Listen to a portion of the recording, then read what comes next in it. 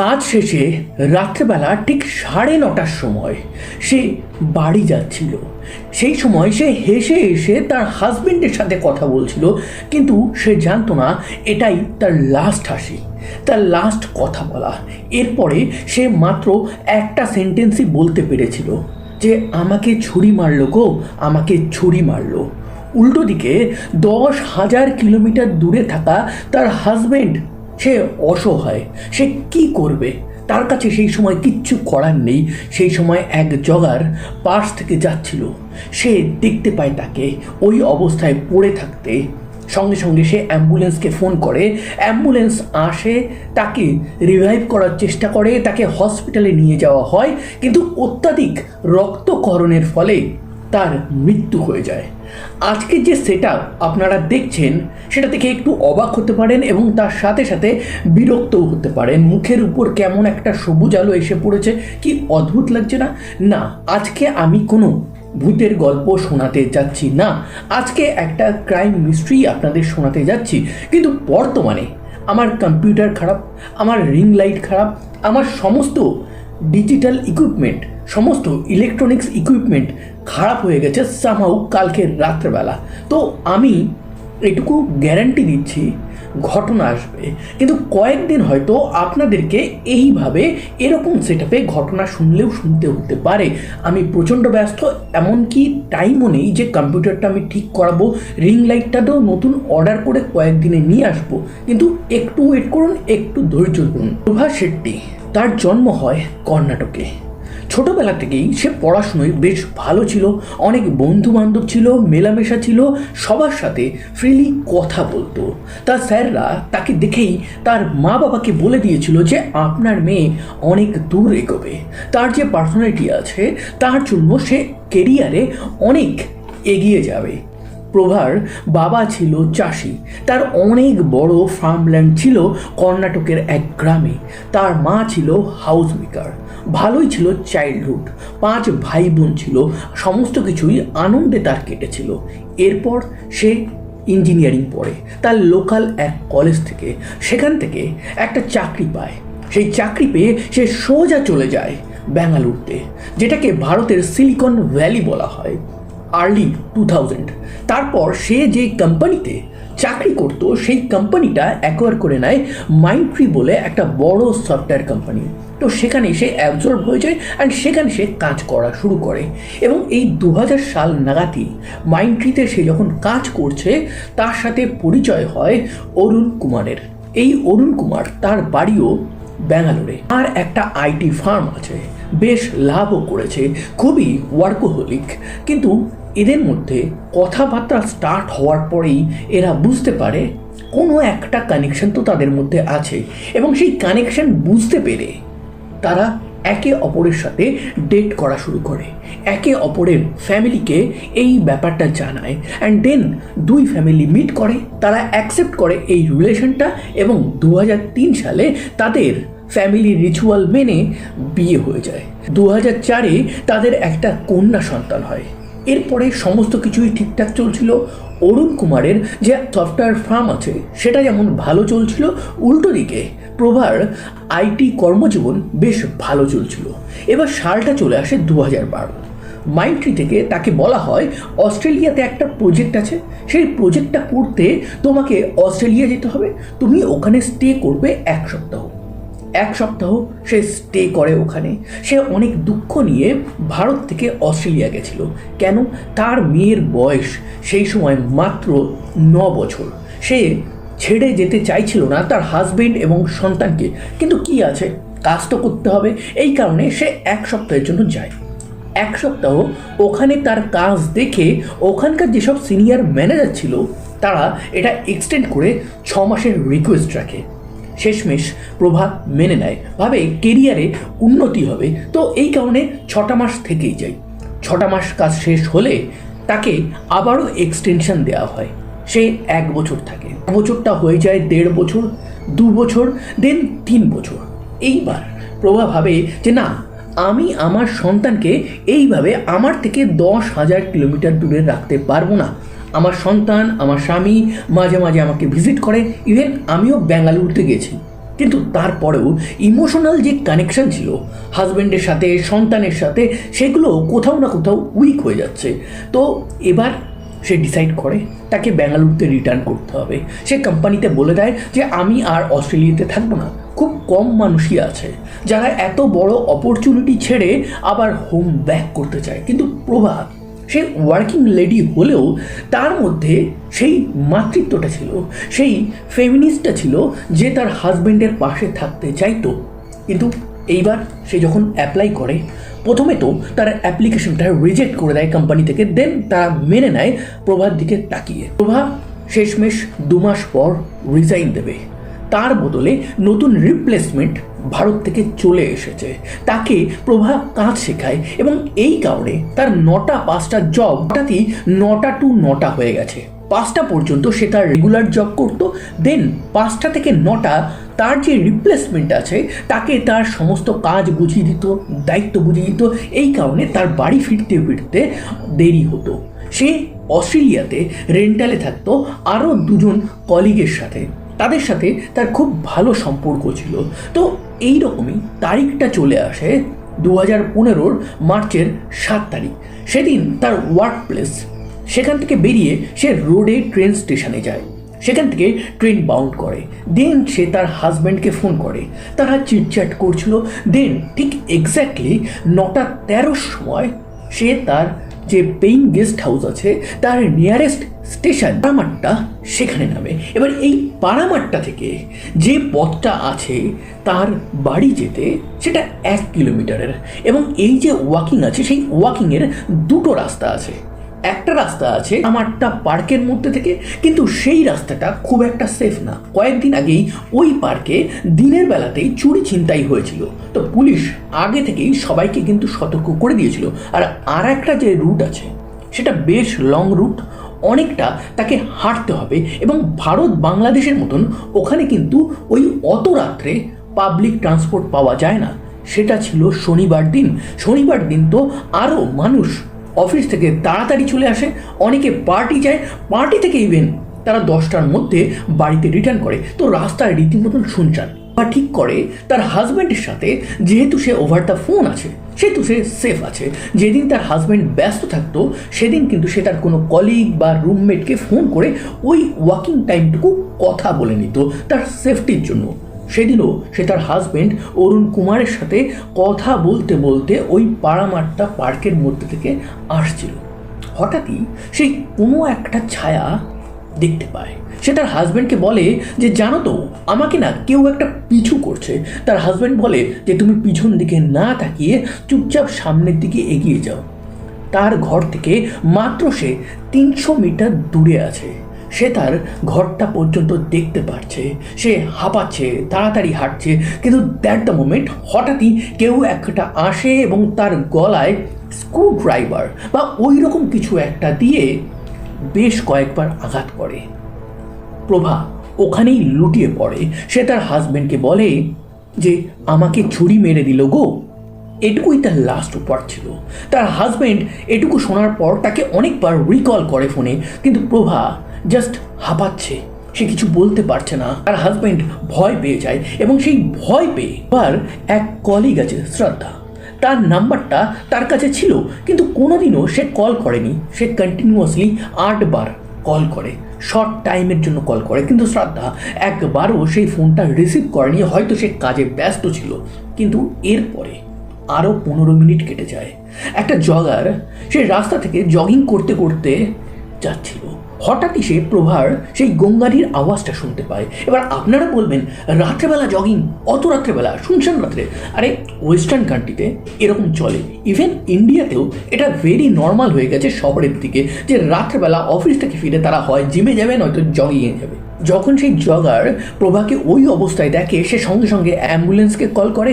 Ambulance আসে, তারা revive করার চেষ্টা করে প্রভাকে রিভাইভ করা যাচ্ছিল না। তার সঙ্গে সঙ্গে তাকে হসপিটাল নিয়ে যায় এবং 9টা 35 নাগাদ তার মৃত্যু হয়ে গেছে এটা ডাক্তাররা জানিয়ে দেয়। পুলিশ আসে, বডিটা ময়না তদন্তের জন্য পাঠিয়ে দেওয়া হয়।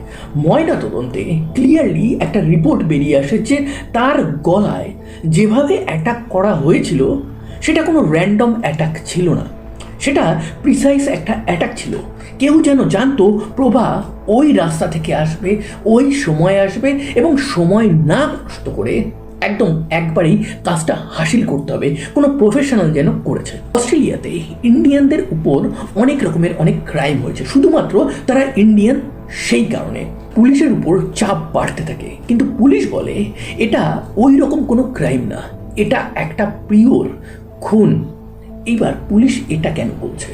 প্রভা যখন বাড়ি ফিরছিল তখন তার ব্যাগে $200 মতন ক্যাশ ছিল, একটা আইপড ছিল, একটা ফোন ছিল, আরও কিছু বিলঙ্গিং ছিল। সেই কোনো কিছুতেই সেই খুনি টাচ পর্যন্ত করেনি। প্রভার সাথে কোনো কুকর্ম হয়নি, কোনো ধস্তাধস্তি হয়নি। তো সেই ক্ষেত্রে তাহলে র্যান্ডম অ্যাটাক, কেউ ছিনতাই করতে যাবে, এই সমস্ত অ্যাঙ্গেলগুলো পুলিশ রুল আউট করে দেয়। পুলিশ এবার প্রভার যে বেঙ্গালুরুর হাউস আছে সেখানে পুরো ব্যাপারটা জানায়। তাদেরকে বলা হয় আপনারা এখানে আসুন, বডিটা রিসিভ করুন অ্যান্ড ইন্ডিয়াতে নিয়ে যান। প্রভার হাজব্যান্ড অরুণ কুমার সে বেঙ্গালুরু থেকে সোজা অস্ট্রেলিয়া আসে। অস্ট্রেলিয়াতে আসা মাত্রই পুলিশ তাকে জিজ্ঞাসাবাদ শুরু করে। সে প্রচণ্ডই সাহায্য করছিল পুলিশকে। প্রভার বডিটা নিয়ে বেঙ্গালুরুতে চলে যায়। ইন্ডিয়াতে এই কেসটা মারাত্মকভাবে হাইলাইটেড হয়ে যায়। প্রভার যে লাস্ট রাইটস আছে সেখানে অনেক মানুষ জড়ো হয়। অরুণ কুমার এবং তার 11 বছরের মেয়ে, তারা দুজনে কাঁদতে থাকে, তাদেরকে সবাই সান্ত্বনা দিতে থাকে। কিন্তু পুলিশ উল্টো দিকে ভাবছে প্রভাকে কে মারলো, এটা কি ইন্ডিয়ানদের এগেনস্টে কোনো একটা ক্রাইম, নাকি অন্য কিছু, নাকি এর পিছনে আরও অনেক কোনো ব্যাপার আছে, অনেক কিছু লুকিয়ে আছে। পুলিশ এবার সোজা চলে যায় যেখানে প্রভা কাজ করে।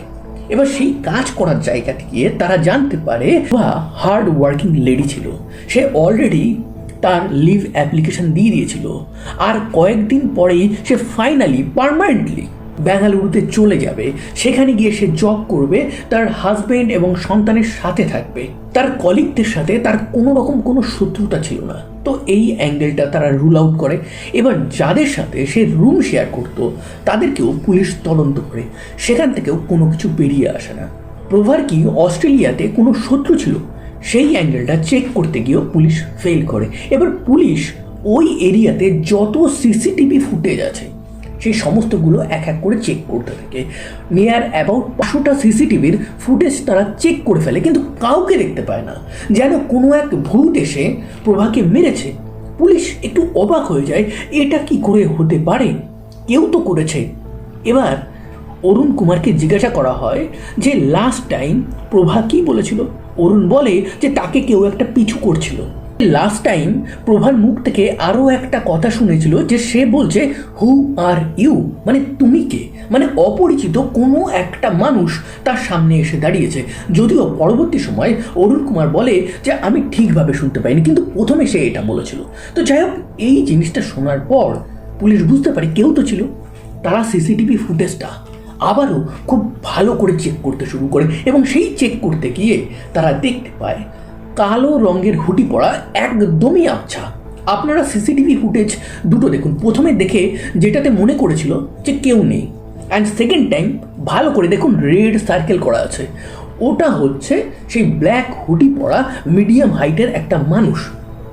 আপনি জানতেন এতদিন যে ভারতের সিসিটিভি ফুটেজ অন্তত রাত্রে এমনই খারাপ হয় যে ওর সামনে থেকে যাবে তাকে আইডেন্টিফাই ঠিকঠাক করা যাবে না। কিন্তু এই ক্ষেত্রে 2015 সালে একটা ডেভেলপ দেশ অস্ট্রেলিয়ার সিসিটিভির এই অবস্থা, সত্যি কি অবাক না?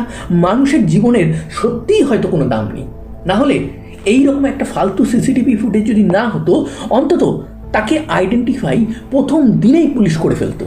একটা পার্কে, এরকম একটা এরিয়াতে কেন ওই টাইপের সিসিটিভি লাগানো হলো? কেন ওখানে ভালো মতন লাইটিং নেই? সিসিটিভি থেকে পুলিশ তেমন কোনো হেল্প পাবে না সেটা বুঝতে পেরেই তারা ওই এরিয়া থেকে ডিএনএ কালেক্ট করা শুরু করে। ডিএনএ কালেকশানেও তারা ফেল হয়, কারোর সাথে কোনো কিছু ম্যাচ করে না, কোনো ফিঙ্গারপ্রিন্ট সেটাও পুলিশ পায় না। এটা যেন একটা ব্লাইন্ড মার্ডার হতে চলছিল। পুলিশের উপর চাপ আরও বাড়ছিল। পুলিশ প্রভার কল ডিটেল রেকর্ডটা দেখে তারা চেক করার চেষ্টা করছিল প্রভার কি অস্ট্রেলিয়াতে কোনো অ্যাফেয়ার আছে, সেই ব্যক্তিই কি প্রভাকে মারলো? না, সেই অ্যাঙ্গেলেও প্রভাকে কোনোভাবে অভিযুক্ত করা যায়নি। প্রভাকে যে অ্যাটাক করেছে তারও কোনো হদিশ তখনও পায়নি। পুলিশ এবার ডিসাইড করে প্রভার 10,000 কিলোমিটার দূরে থাকা হাজব্যান্ড অরুণ কুমার এবং তার ফ্যামিলির উপর একটু নজর ঘোরাতে। তারা নজর ঘোরায় এবং এই নজর ঘোরাতে পুলিশের কাছে বেশ কিছু জিনিস সামনে আসে যেটা পুলিশকে রীতিমতন চমকে দেয়। প্রভার যে ফ্যামিলি আছে, নিজস্ব ফ্যামিলি, মানে বাপের বাড়ির দিকের যে ফ্যামিলি আছে, সেই ফ্যামিলির সাথে প্রভার একটা কনফ্রন্টেশন চলছিল। কি নিয়ে? জমি জমা নিয়ে। সাউথ পার্ট অফ ইন্ডিয়াতে যতগুলো রাজ্য আছে, তামিলনাড়ু, কেরালা, অন্ধ্রপ্রদেশ, কর্ণাটক, সেই সব রাজ্যে বাবার সম্পত্তি পায় মেনলি মেয়েরা। তো এই ক্ষেত্রে ভাই বোনের মধ্যে সম্পত্তি নিয়ে বিবাদ অনেক ছিল এবং প্রভার হাজব্যান্ড অরুণ সে বারবার প্রভাকে বলতো যে তুমি তোমার বাবার বাড়ির সম্পত্তি নাও। সেটা নিয়ে নানান রকম ঝামেলা হচ্ছিল। প্রভা এই সম্পত্তিটার যাতে ডিস্ট্রিবিউট ঠিকঠাকভাবে না হতে পারে, অ্যাকচুয়ালি প্রপার ডিস্ট্রিবিউশন চাইছিল, এই কারণে বারবার নাক গলাচ্ছিল। এইটা নিয়ে যখন ঝামেলা চলছিল ব্যাঙ্গালোরে, তখন পুলিশ ভাবে এখানে কি তাহলে কোনো সুপারি কিলিংয়ের ব্যাপার আছে, যে ফ্যামিলি থেকে কাউকে টাকা দেওয়া হয়েছে, সে অস্ট্রেলিয়াতে এসে প্রভাকে মেরেছে। সেই অ্যাঙ্গেলটা পুলিশ ভালো মতন খতিয়ে দেখে। এবার এই জিনিসটা যখন তারা খতিয়ে দেখছে, পুলিশের আর একটা টিম প্রভার হাজব্যান্ড অরুণ কুমারকে খতিয়ে দেখছে।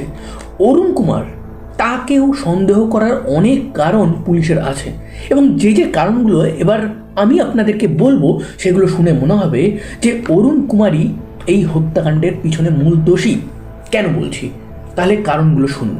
অরুণ কুমারের বন্ধু বান্ধব, এক্সটেন্ডেড ফ্যামিলি সবাই বলে যে যখন প্রভা অস্ট্রেলিয়াতে চলে যায় সেই সময় সে একটা মেয়ের সাথে পরকীয়া সম্পর্কে আবদ্ধ হয়ে গেছিল। এটা একটা ফার্স্ট কারণ। এটা পরে আমি আরও ভালো করে ডিসক্রাইব করব, এটা জাস্ট পয়েন্টটা শুনে রাখলেন। সেকেন্ড, 9:30টার সময় প্রভার উপর অ্যাটাক হয়, কিন্তু জাস্ট তার 1 ঘন্টা আগে, মানে এক্স্যাক্টলি 8:30টার সময় প্রভা আর অরুণের জয়েন্ট অ্যাকাউন্টের যে পিন আছে, পাসওয়ার্ড আছে, সেটা চেঞ্জ করা হয়। প্রভার একটা লাইফ ইন্স্যুরেন্স পলিসি ছিল, সেই পলিসিটা অনেক দিন ধরে কন্টিনিউ করা হয় না। 2013 পর এর কোনো আর প্রিমিয়াম ভরা হয়নি, কিন্তু প্রভা মারা যাওয়ার জাস্ট 1.5 সপ্তাহ আগে সেটা আবার অরুণ কুমার রিনিউ করে। সেই লাইফ ইন্স্যুরেন্সের অ্যামাউন্ট ছিল কত জানেন? $5,00,000। 5 লাখ টাকা না, $5,00,000। এর হিসাবটা বুঝতে গেলে 5 লাখের সাথে আপনি 85 গুণ করে দিন, তাহলে বেরিয়ে আসবে সেই অ্যামাউন্টটা।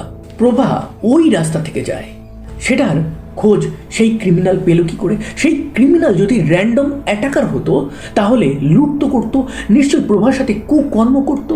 সেটা কেন করলো না? পুলিশের বারবার সন্দেহ হতো কেউ যেন প্রভার যে রুট আছে সেটার ব্যাপারে ভালো জানতো।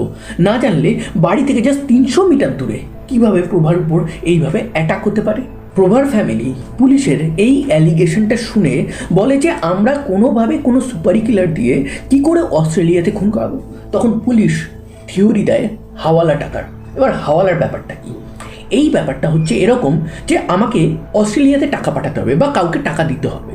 সেটা যদি নর্মাল ওয়েতে আমি টাকাটা পাঠাই, তো অস্ট্রেলিয়ান গভর্নমেন্ট এবং ইন্ডিয়ান গভর্নমেন্ট দুজনেই নিজের পোর্শনের ট্যাক্স কাটবে, ব্যাংক তার অ্যামাউন্ট কাটবে।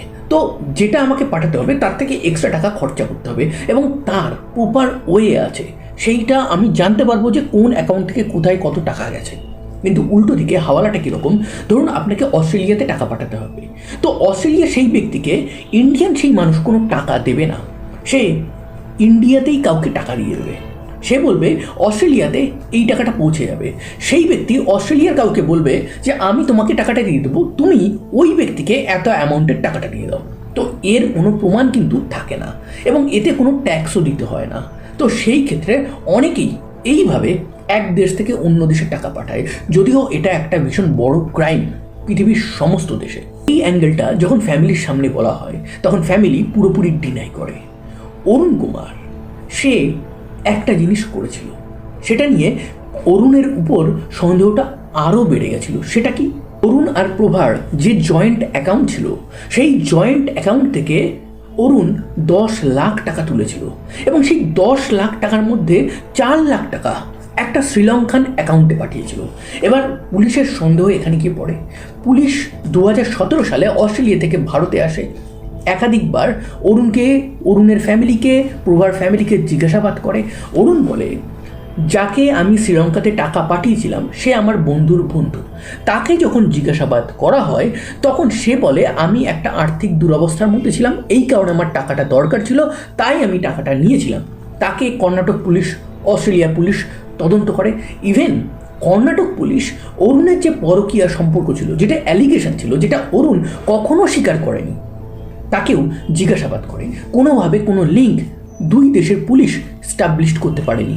আমার ফ্যামিলি বলে যে অরুণের পরকীয়া সম্পর্ক ছিল, সেই কারণেই অরুণ আর প্রভার মধ্যে ইমোশনাল ডিস্টেন্স তৈরি হয়ে গেছিল। এটি প্রভা তার ফ্যামিলিকে বলেছিল। এবার অরুণ যখন অস্ট্রেলিয়া গেছিল তার ওয়াইফের বডিটা ভারতে নিয়ে আসার জন্য, সে সমস্ত তার হোয়াটসঅ্যাপ চ্যাট, কল লগ সব ডিলিট করে দিয়েছিল। পুলিশ যখন তাকে জিজ্ঞাসা করে যে তুমি কেন ডিলিট করেছো, তখন সে বলে, আমি পুরনো চ্যাট পড়ে আর মনে কষ্ট রাখতে চাই না, তাই আমাকে আমার মেয়েকে মানুষ করতে হবে। যদিও ব্যাকআপ থেকে সেই সমস্ত ডেটা রিকভার করা হয় এবং সেই ডেটা রিকভার করে দেখা যায় যে অরুণের একটা মেয়ের সাথে ইমোশনাল সম্পর্ক ছিল। তারা দেখা করার কথাও বলতো, কিন্তু তাদের মধ্যে কি কোনো দেখা হয়েছে সেটার ব্যাপারে কোনো গ্যারান্টি না অস্ট্রেলিয়ান পুলিশ না ভারতীয় পুলিশ দেয়।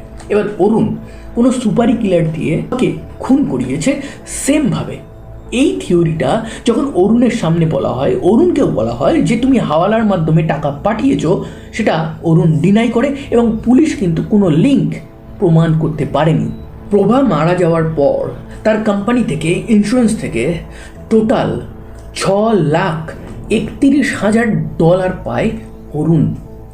এটার অ্যামাউন্টটা ঠিক এক্স্যাক্টলি কতটা সেটা বুঝতে গেলে আপনারা এর সাথে 85 গুণ করে নেবেন। আমি 2024-এর রেট বলছি, ডলার টু ভারতীয় রুপি। অস্ট্রেলিয়ান পুলিশ, কর্ণাটকের পুলিশ, কর্ণাটক, এই সমস্ত আশেপাশে যত সুপারি গ্যাং আছে যারা টাকা নিয়ে এইভাবে খুন করে, তাদেরকে জিজ্ঞাসাবাদ করে, কিন্তু সেইভাবে তেমন কোনো লিড অস্ট্রেলিয়ান পুলিশ পায়নি। এখানে আরও একটা থিওরি সামনে আসে। এই যে প্রভা আছে, সে নাকি অস্ট্রেলিয়াতে পার্মানেন্ট রেসিডেন্সি এটা অ্যাপ্লাই করে দিয়েছিল এবং তার অ্যাপ্লিকেশান অন দ্য প্রসেস ছিল এবং সে নাকি পিআরটা পেয়েও যেত। কিন্তু এইখানে না একটা কন্ট্রাডিক্টরি অবস্থা আছে। একদিকে সে বেঙ্গালুরুতে পার্মানেন্টলি ফিরে আসবে, তার মেয়ে জানে, তার স্বামী জানে, তার ফ্যামিলি জানে, উল্টো দিকে সে এটা অ্যাপ্লাই করছে। এটার তদন্ত ঠিক কতটা হয়েছিল জানা নেই। পুলিশের তরফ থেকেও এটার ব্যাপারে কিন্তু খুব একটা কিছু বলা হয়নি। তো এখানে একটা কনফিউশন আছে যে যদি এই প্রভা পিআর অ্যাপ্লাই করে থাকে, সে যদি সেটা পেয়েও থাকে, তার হাজব্যান্ডের সাথে সে আলাদা হওয়ার কোনো রকম কোনো চান্স খুঁজছে কি না, এই সমস্ত ব্যাপারে একটা কনফিউশন কিন্তু সে রেখেই গেছিলো। এটা পুলিশও কখনো ক্লিয়ার করেনি, না তো ফ্যামিলি করেছে। একটা প্রশ্ন উঠেই যাচ্ছে যে ইন্স্যুরেন্সের টাকার জন্য তাহলে অরুণ কুমারী কি তার ওয়াইফ প্রভা কুমারকে এইভাবে হত্যা করলো? প্রশ্নটা কিন্তু থেকেই যাচ্ছে।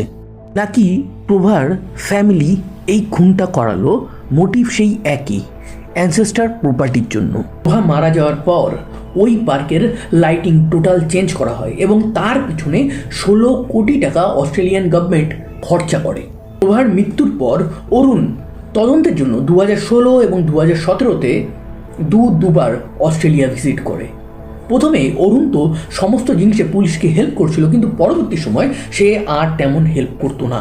এরপরে অরুণ কিন্তু আজ পর্যন্ত আর বিয়ে করেনি। তার মেয়ে বড় হয়ে গেছে, সে ব্যাঙ্গালোরে পড়াশুনো করছে, তার বাবার সাথে সম্পর্ক তেমন একটা আর ভালো নেই। তো আপাতত সে একটু আলাদাই থাকে পড়াশুনোর জন্য।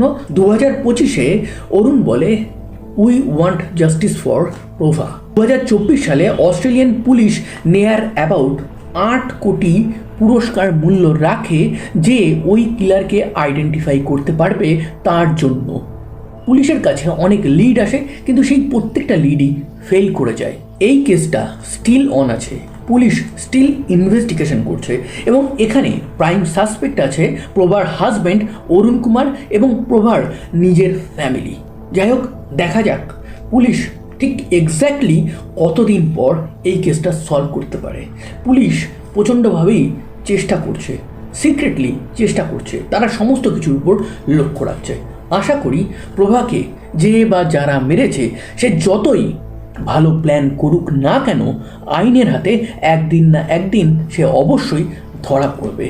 এই আশা নিয়ে আজকের ভিডিওটা আমি শেষ করলাম। তো এই ছিল আজকের একটা ট্রু ক্রাইম ঘটনা। এইরকম রিয়েল লাইফ ট্রু ক্রাইম ঘটনা ইন স্টোরি ফরম্যাটে যদি আপনারা শুনতে চান তাহলে অবশ্যই আমার চ্যানেলটিকে সাবস্ক্রাইব করবেন। সাবধানে থাকবেন, সুস্থ থাকবেন, আনন্দে থাকবেন। আবার দেখা হবে নতুন কোনো একটা ভেরি ইন্টারেস্টিং ট্রু ক্রাইম ঘটনার সাথে।